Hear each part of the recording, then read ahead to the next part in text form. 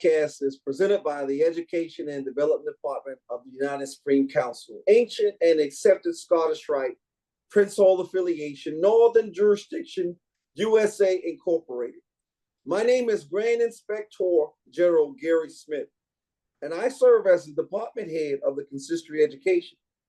The Moving Camp podcast is designed to educate, inform, and to provide information across our audience, as well as discuss important issues as they affect our membership. And this is exactly what we plan to do. To do this, and with this episode, as we prepare for the United Supreme Council 2024, as they say, all roads leads to Wisconsin. So without further ado, it is my honor and privilege to introduce the host of the Moving Camp podcast, Sublime Prince Stephen Barrett. Sublime Prince Barrett is the sitting Commander-in-Chief of Peninsula Consistory, number 44, from the Valley of Lansing and the Orient of Michigan. He's also a valuable member of the United Supreme Council Education and Development team, and also my friend. So, Sublime Prince Barrett, sir, the floor is yours. All right. Grand Inspector General Gary Smith, I appreciate that phenomenal introduction here. I have the joy and pleasure of introducing our special guest here. Something I could say is when I called and spoke with him, it was late, I was driving back, and he was just warming and welcoming and inspiring, and this is what I've heard from him, from every single person that I've spoken with. And me being from Michigan, that says a lot, talking about somebody from Ohio, right? So we can take that down, right? So without further ado, I'm going to introduce our host, a living legend, right? We have Sovereign Grand Inspector General Carl A. Williams, who is the deputy for the Orient of Ohio, but he's coming onto this podcast as the convention director for the United Supreme Council. So I'm going to go ahead on and bring him on here to be able to join us. Sovereign Grand Inspector General Williams, it's a pleasure and indeed an honor to have you on here with us. How you doing this evening? I'm doing just fine. I really appreciate coming on your podcast. I feel like I'm famous or something. The educational department and yourself has been doing an outstanding job.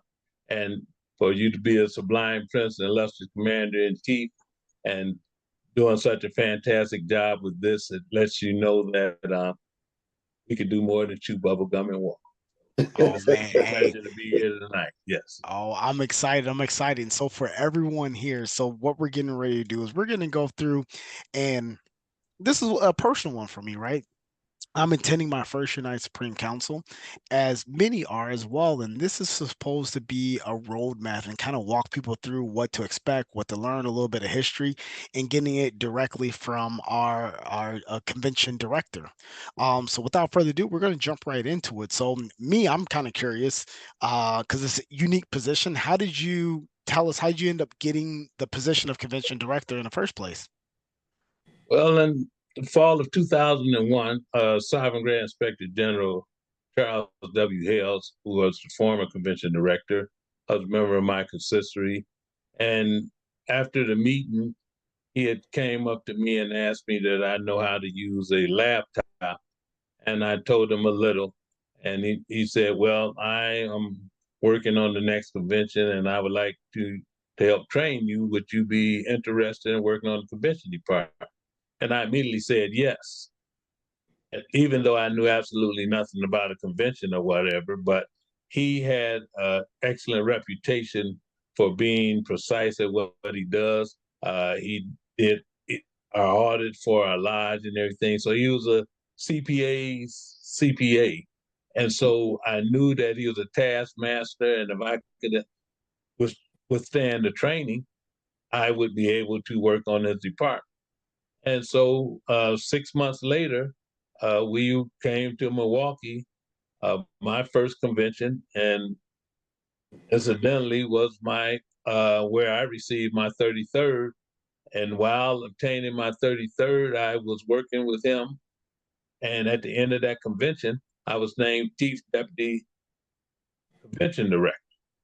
And so he told me within 5 years, I would be capable of signing contracts and running conventions. And I was glad he gave me 5 years. That 5 years turned into 15 years.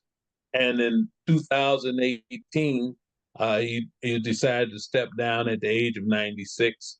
And I was the first convention.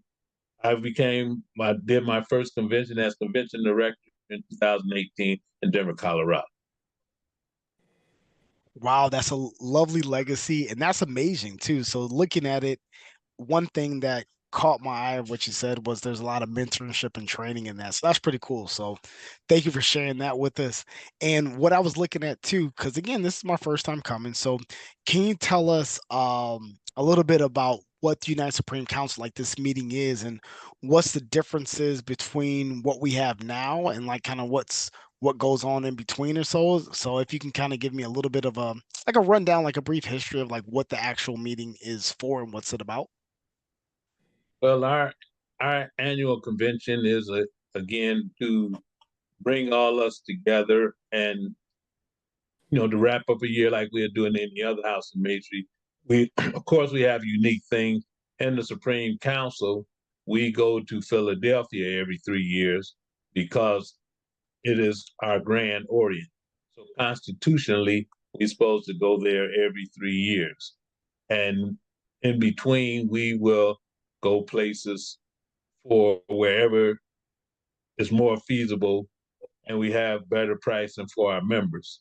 It's always done on the Memorial Day weekend, but constitutionally, it's the fourth Monday after the third Sunday every year. But every now and then, the fourth Monday is not Memorial Day, but due to our members being available, we make exceptions and keep it on the Memorial Day weekend. And so we go to different cities, but every 3 years we will return to the Grand Orient for our triennial session. That actually answered a question I was going to ask too, because I was like, why do we always keep going back? And what's ironic too is that gives a heads up to Grand Inspector General Eugene Greenfield, who did did our podcast before too. He talked about the history and the formation, so that makes a lot of sense. Now you're kind of connecting the pieces for us, so thank you.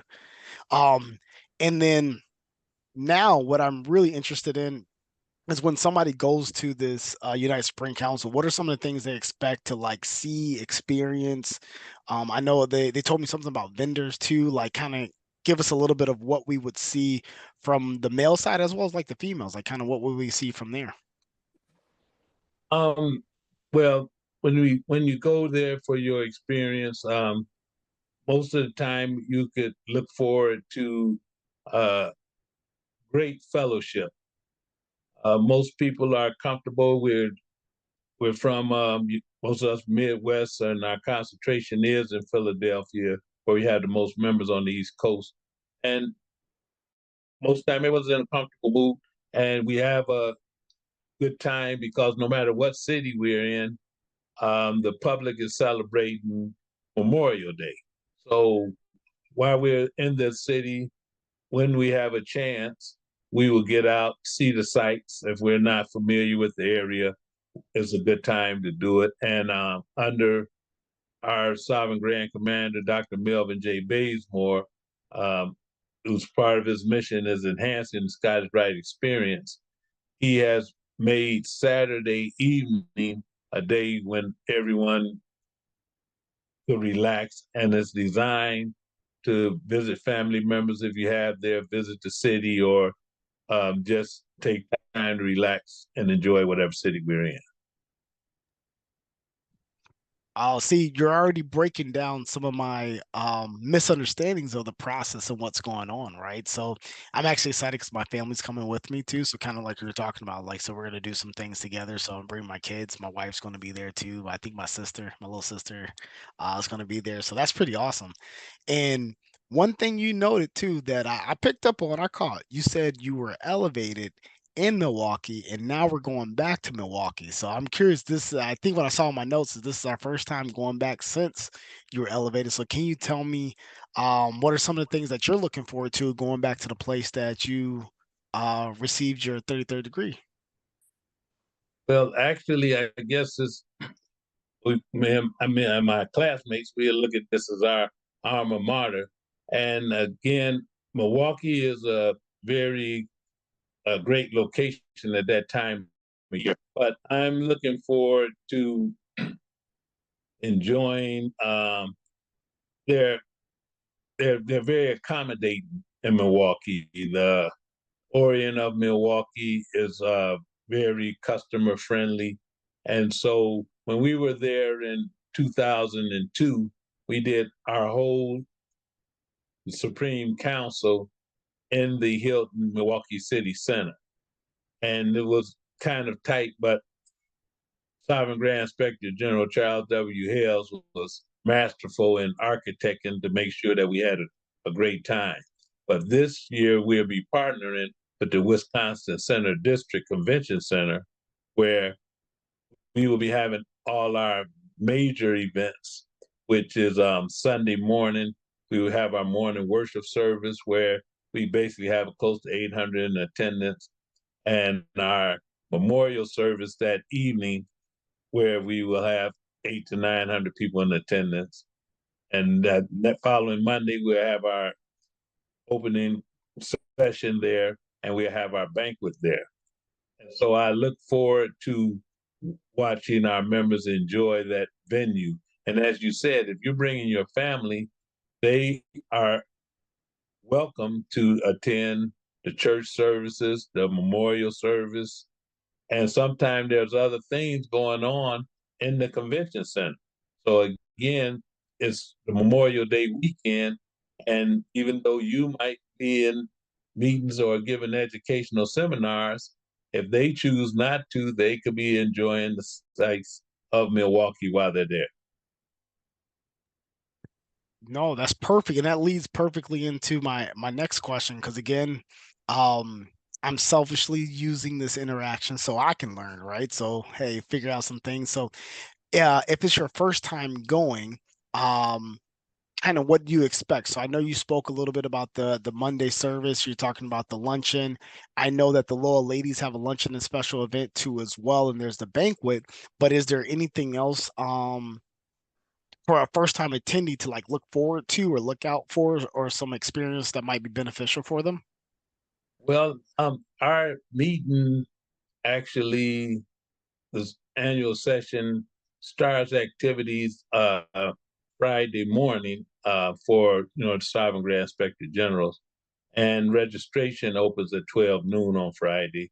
But at 4 o'clock, one of the major reasons why we don't come together every year, our candidates, Sublime Princes, who will be elevated to their 33rd degree, they are all on site, and they have their first organizational meeting probably around 3 o'clock on Friday. And by 6 o'clock, they're free to enjoy their evening. And if they have family there, they're free to be with them. And every session, we allow the Orient or Valley that we're in to provide whatever entertainment they can have for us. And this year, you're going to have a fantastic venue in Wisconsin because they're going to have 3 major comedians and great local talent available for you at the hotel. I think they have flyers out online where you could purchase your tickets. And again, that's somewhere that you're enjoying yourself without leaving the comforts of the hotel. And so you can do that evening. And then Saturday, we have our Albert B. Ford Medical Symposium, where we have doctors that, by you being a little younger, it may not bother you as much, but they give good information for people my age and above to help them, so they could question their doctors on what they're doing. And that's from 9 to 10 o'clock. After that, we will be actually going into the community for our community civic event that we do every year now on Saturday. And this year, we have a special event that we will be doing a street naming. And I don't want to get too far into the details because I didn't get it clear, but we'll be doing street naming where we'll be also, while we're there, we're going to be doing a voter awareness drive. We're going to be have a program to help feed our homeless vets and a veteran administration that's set up to kind of try to help the veterans with their benefits. After that, on Saturday, we're going to have education provided by your department. Several very good lectures. The loyal ladies that'll be there, they will be having their own educational session. And then after 5 o'clock, we will be having a night on the town for you and your family or whatever you like to do to relax. So again, I described the next couple of days, we'll be in the West Wisconsin Center District to get into our main functions and opening of our 143rd annual session.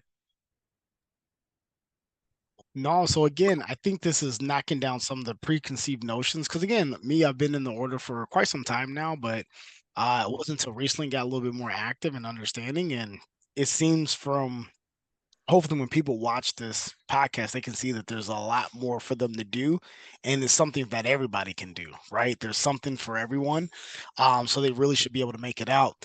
Now, one thing that I was thinking about, and I did hear what you talked about, I do need to go to the medical thing because we're never too young to learn about our health, right? Especially in the Black community. But I wanted to know, what are some of the must-dos or tips when going? Like, what are some things that the members should bring or not bring or do to be able to make sure they're having the best session or best experience possible? Well, again, you just came off the right thing. The number one thing that I would recommend, because I've seen the results every now and then of what happens if you don't, make sure that you go over all any medicines, vitamin supplements that you will be using while you are there, because that makes the difference of whether you have a good time or not. Our job is to get you there safely, get you in your room, but we would like for you, once you get there, to make sure you know the things that you need medically or for your diet or whatever. Then, as you look at the agenda that comes out early, make sure you bring the proper clothing. You'll have different events where, if you're Grand Inspector General or you're part of the class, it is clearly explained on how you conduct yourself. But if your family is coming, if they're going to have entertainment one night, you make sure that you have the different things you need. And we suggest that if you know people in the city, to call and let them know that you're there. We've seen a lot of times where people just be in the lobby, meeting their family members. And if there's things they like to do in certain cities, like Milwaukee is famous for beer, I heard, so if that's your forte, maybe you shouldn't leave there without grabbing one. So, but other than that, and I always say, speak to someone that have been there or whatever, just so you can get what you need to have a great time. If you have any questions, the convention department or, our headquarters are always open to answer any of your needs. Oh, that's cool. And that's another added resource that I didn't know that we had, that we can reach out to you to ask questions. So thank you. Now, switching gears a little bit, just because I want to get some understanding. How are the cities selected in which you spoke about a little bit? I think it has to do with like pricing and stuff like that, but how are the cities selected and why aren't we in like certain major cities like Dallas or Vegas or things of that nature? So kind of walk us through that process. Well, we usually sign contracts with cities anywhere from 3 to 7, 8 years ahead of time on average. But the cities are selected based on who would welcome us and respect the business that we're going to bring to that city. Far as Vegas or Texas or whatever, they belong to the Southern jurisdiction. We are Prince All Scottish Rite Masons for the Northern jurisdiction, and we have an excellent relationship with our Scottish Rite brothers in the southern jurisdiction.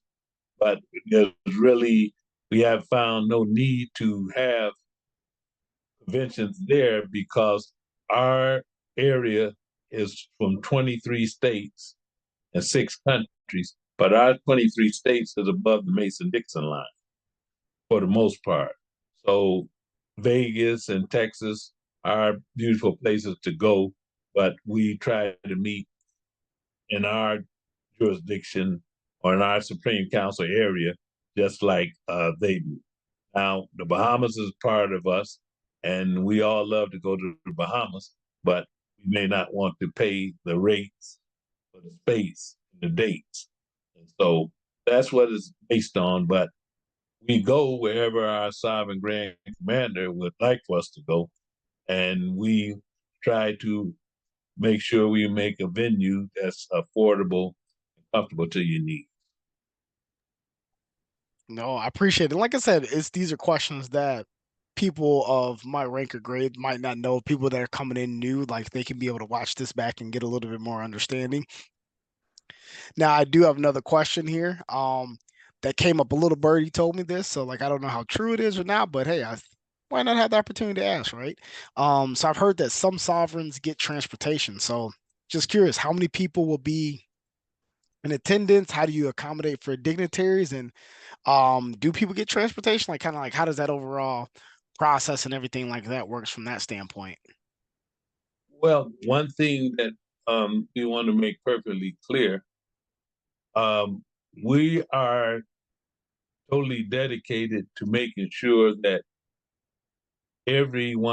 members or everyone that's attending our conference can get to the destination hotel or wherever we at safely and at the most economical ways possible. Now, as far as sovereign grand inspector generals, they have been, we have provided transportation for them ever since I have been a member. And we do that because of the work that they do for the Supreme Council and appreciation what they do. Again, you don't see what some of these sovereign grand inspector generals do behind the scenes. And so that's the way of our sovereign grand commander and Supreme Council showing that the work they do is not in vain. And also, we have transportation for the sovereign grand commander's invited guests and dignitaries that he invites, because we are shown that same courtesy when we go to other areas or when his cabinet go to other areas. Unfortunately, or fortunately, we have close to 2,000, approximately 2,000 attendees that attend our session approximately every year based on what city we go to. We would love to provide transportation for all of the people, but it's just not feasible. So, and the sovereign grand inspector generals are only provided transportation if they have did the proper requirement that they have to do through our transportation department. Got it. So no, I understand they do a lot. Shout out to, I call them the three wise men in my consistory. Sovereign Grand Strister, May, Slater, and more. So I understand. I see exactly what they do, and they do a lot of work. So we appreciate it. And then one thing I want to know, especially with you being the convention director, I'm kind of curious if we can like peek behind the scenes a little bit and tell me like what are some of the things that you do in order to coordinate this conference? Because you just said it's over 2,000 people attending. They're coming from each and everywhere, not just our jurisdiction, but other jurisdictions too. So what are some of the things that you have to do in order to be able to coordinate the conference to make sure it goes off without a hitch? Well, for the most part, again, it takes about 6 months of planning on average. And once Sovereign Grand Commander and the cabinet approves a city, we go there, myself and assistant, and maybe some of the committee members, and visit the site approximately 6 months ahead of time. We want to know the temperament of the city, the layout, We want to talk to the Convention Bureau because we want to let them know that our members are of the utmost decorum and their behavior is above average. But most importantly, that we're these days going to bring about $3 million to their economy. And we like to know what they'll be able to do to show our appreciation for us coming there. And we would like our members in the consistories and other houses of masonry to know that our presence is there to support them. We have to make arrangements for our food functions, the banquets, where the room's going to be set up at. Most of the time for our elderly members, we try to have motorized wheelchairs and scooters available. We have to talk to the city and transportation so our transportation department know where they're going to be able to park their vehicles to get our VIPs in the Sovereign and the Cabinet in and out. And basically, and we have to make sure that we are clear to perform the program that we like to do. And then we open up the housing. So it's a lot of things that we have to work hard at to make sure that when you get there, you just come into the hotel and you get to your room and you can get to your program. So there is things that we do, but at this point, I try to say we do it every year, so we just do the best we can. No, I've only heard of great things. Like every person that I've spoken to that's gone has said it's always been very well organized, very well executed. And then also, I know we start on time. That's something that we know. Yeah, well, hey, for the attendees, that's not to your family members. That's not to them. But for those that are members of the Supreme Council, it's a must. We recommend you be places even 15 minutes, half an hour early, because coming in on time, you could be considered late. So again, I just we want to talk about the better sides of, but we are, it is mandatory from our Sovereign Grand Commander from the Convention Department. You are correct that we are responsible for things starting on time. Yes, So, no, trust me, it's duly noted. Like, hey, I'm gonna be 15, 20 minutes early where I gotta be so I don't get yelled at. So Illustrious Smith, Gary Smith doesn't have to come after me, sir. I'll be on time. You got you got it on record. Real quick backtrack because I was curious about one thing. Me, there's a couple things that I like to like purchase and bring back with me. I've heard that there's going to be vendors and things of that nature there. I'm reading up my book budget so I can buy a lot of books. But can you tell us a little bit about what vendors might be there, how many are there, what to expect, things of that nature? well, our vendors usually we have a minimum of 15 to 20 vendors, and we could go as high as 30 to 35 vendors. And our vendors are part of our venture. They have been coming ever since I've been there. They've been there before I've been there, and they look forward to coming. They're part of the family, and you could buy things from. You have books, of course. You have Masonic regalia. You have people that if you're there for 4 days, they are there to do embroidery and have your products ready when you arrive, before you leave. If they can't do it and they tell you they're going to get it to you or something, they are of their word. We believe in integrity.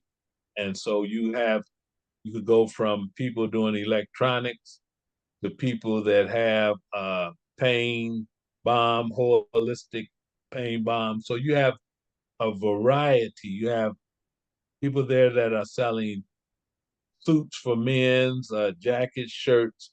We have people that are merchandise selling shoes.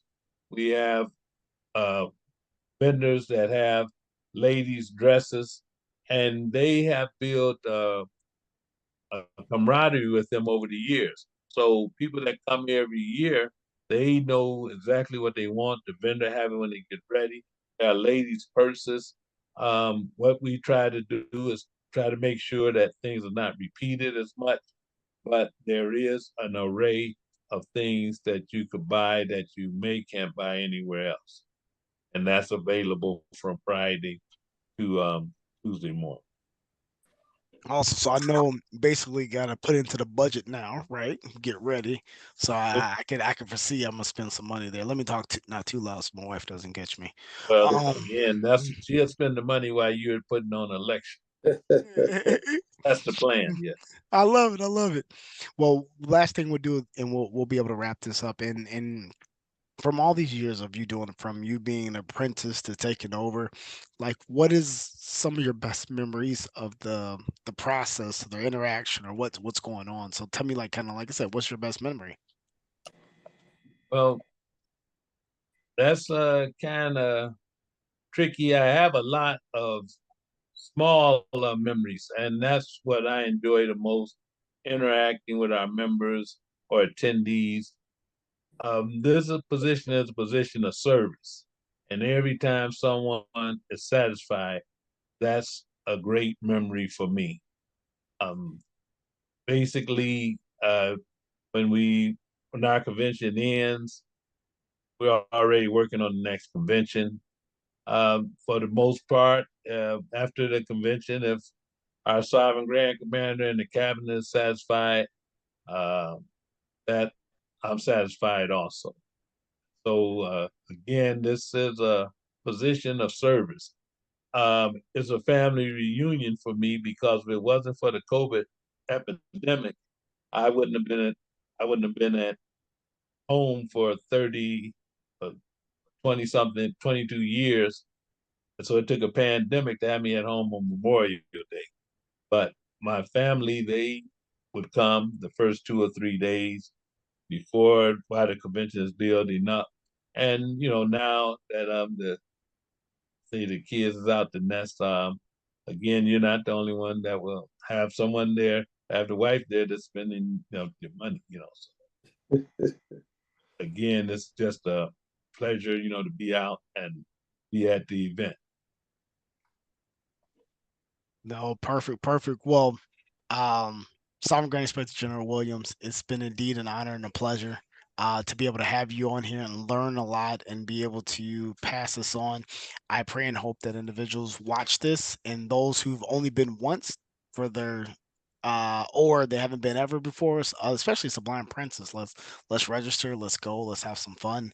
And then what I'll do is I'll turn it over now to illustrious Gary Smith for him to be able to close us out here really quickly. But again, it's been indeed an honor and a pleasure, sure, having you on and having you teach us a lot.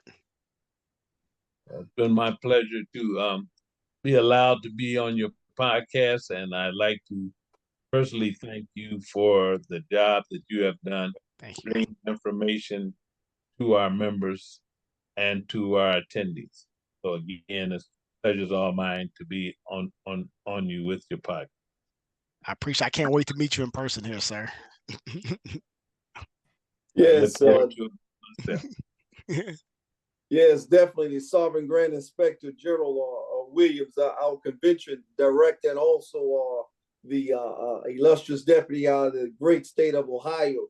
So, Sovereign Grand Inspector General Dwayne Thomas, who's our boss, the director of the Education Department for the United Supreme Council, he wanted me to extend his sincere thank you, and he totally said, "Hey, man, this is going to be he's going to knock this out of the park," and truly. He was absolutely spot on. So he just wanted me to make sure we say thank you. And so this podcast, when it goes out, it is going to enlighten the body, and especially since the blind princes are coming to the United Supreme Council now, along with them and the rest of our freighters. The information that you have provided, even though we always get the registration information sent to us beforehand. But hearing it straight from the horse's mouth is something else. And what this is going to do is going to assist people to make sure they're ready. As all roads leads to Wisconsin, this is definitely going to help us. and probably we may have even some more people in attendance just by virtue of listening to this podcast, the information that you have provided, because you have definitely motivated us. So we want to thank you again. And so I will turn this back over to our host, Sublime Prince Stephen Barrett. All right, all right. So to everyone that's watching the podcast, thank you so much for hanging out with us. Hopefully, this is our sixth one, and hopefully, you're getting the feel that our goal is to be able to enlighten and enhance the Scottish Rite experience and get people excited, and also talking about topics that we normally don't get the chance to talk about. So, and also, it's the unification of purpose, right? So, we're all on the same page. We're understanding. I got to learn a lot of things tonight. I figured out that one, my family can come, right? So that shouldn't be able to hold you guys back. Also, too, there's something for the men and the women. There's vendors, there's experience, there's a lot of one thing I didn't know, that the local, no matter where we go, the local either Valley or Orient consistories, they put on special entertainment for you too, to be able to make sure that you're having a great time. So it's not just all business. But also thing that I'm looking the most forward to, and hopefully those who are going for the first time, especially Sublime Princes, is creating small memories and conversations with people, right? My goal is to get up out my comfort zone and have conversations with people and learn as much as I possibly can. So again, to the Deputy for the Orient of Ohio, Sovereign Grand Inspector General Carl A. Williams, I apologize in advance, sir. I got your phone number now, so you can't duck me. So we're gonna have fun. We're gonna have fun with each other, and I'll call you every time I'm in the great state of Ohio. But for everybody that's watching this, please do us a favor. Please like and subscribe to the United Supreme Council's YouTube page, because there's gonna be more content coming out. We're only gonna get better as this goes forward. So thank you so much, and everybody enjoy your day.